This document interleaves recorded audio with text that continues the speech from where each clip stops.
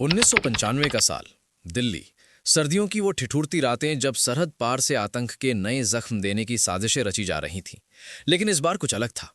इस बार दुश्मन की हर सांस पर नजर थी। इस बार भारत की सबसे ताकतवर जासूसी एजेंसी रॉ ने एक ऐसा जाल बिछाया था जिसका शिकार खुद आईएसआई होने वाला था। ये कहानी है ऑपरेशन चक्र की। एक ऐसा ऑपरेशन जिसने साबित कर दिया कि अगर दिमाग से खेला जाए तो दुश्मन को उसके ही हथियार से मारा जा सकता है। साल 1995।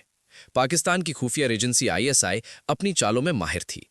उसने भारत के अंदर एक के बाद एक आतंकी हमलों को अंजाम देना शुरू कर दिया था।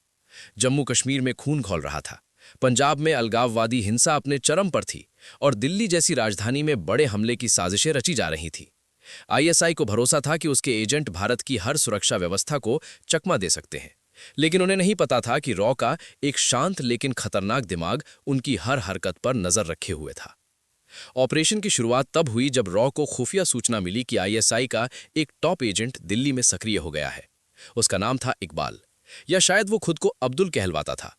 असली पहचान तो कोई नहीं जानता था, लेकिन इतना तय था कि वो खूंखार था। उसके हाथों से पहले भी कई हमले अंजाम दिए जा चुके थे। रॉ की टीमें उसे ट्रैक करने में जुट गईं। दिन रात सर्वेलेंस, फोन टैपिंग, चुपके से फॉलो करना, लेकिन हर बार वो हाथ से निकल जाता। तब रॉ के एक वरिष्ठ अधिकारी ने एक ऐसी चाल सोची जिसकी कल्पना भी कोई नहीं कर सकता था। अगर इकबाल को पकड़ना मुश्किल है तो क्यों ना उसके लिए एक फर्जी आतंकी नेटवर्क बनाया जाए, एक ऐसा जाल जिसमें वो खुद चल कर आए।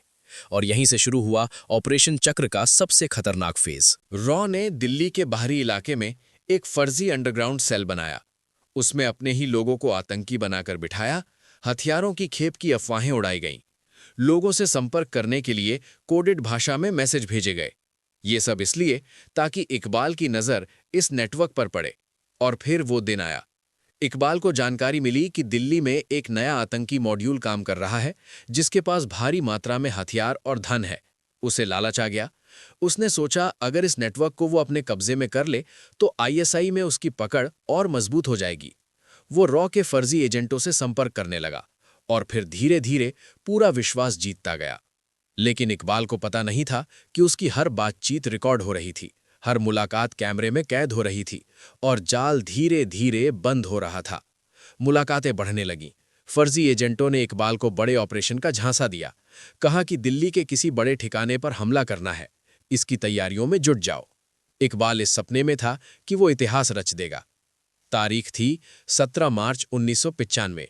जगह थी दिल्ली का एक सुनसान इलाका।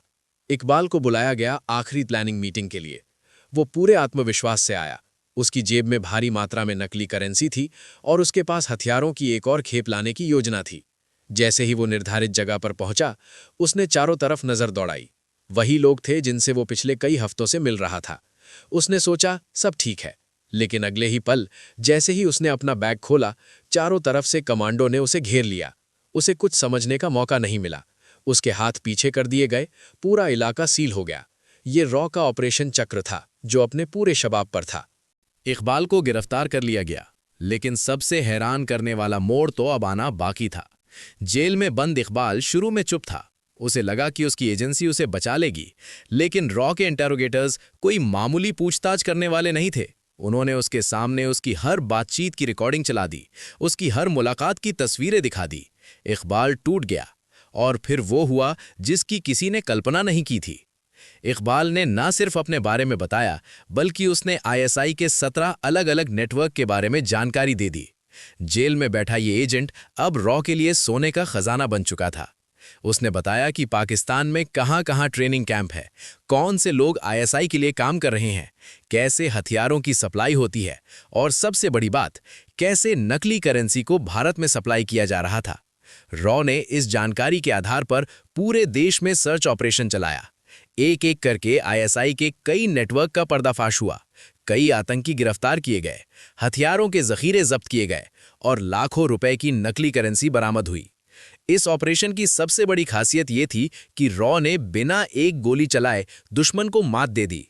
ना कोई बड़ा एनकाउंटर हुआ, ना कोई बम धमाका, बस एक फर्जी नेटवर्क, कुछ अंडरकवर एजेंट और एक ऐसी चाल जिसने आईएसआई को उसी के जाल में फंसा दिया। ये ऑपरेशन आज भी भारतीय खुफिया इतिहास के सबसे चर्चित ऑपरेशंस में से एक है। लेकिन दिलचस्प बात यह है कि इसके बारे में बहुत कम लोग जानते हैं, क्योंकि रॉ हमेशा छाया में रहना पसंद करता है। उसकी सफलताएं कभी किताबों में नहीं लिखी जाती।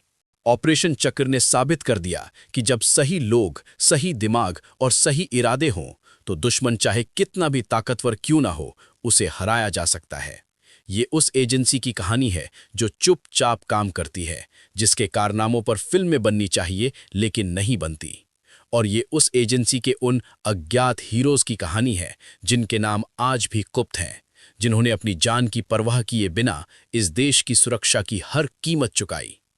और इकबाल, वो आज भी किसी अंधेरी जेल की सलाखों के पीछे होगा, या फिर उसे कभी आईएसआई ने चुप करा दिया। लेकिन इतना तय है कि उसके द्वारा दी गई जानकारी ने भारत को कई बड़े हमलों से बचाया, और आईएसआई उस दिन समझ गई थी कि रॉ से खिलवाड़ करने की कीमत बहुत भारी है। ये कहानी है हमारे उन गुमनाम हीरोज की, जिनकी वजह से हम आज अपने घरों में सुरक्षित सो पाते हैं। जय हिंद।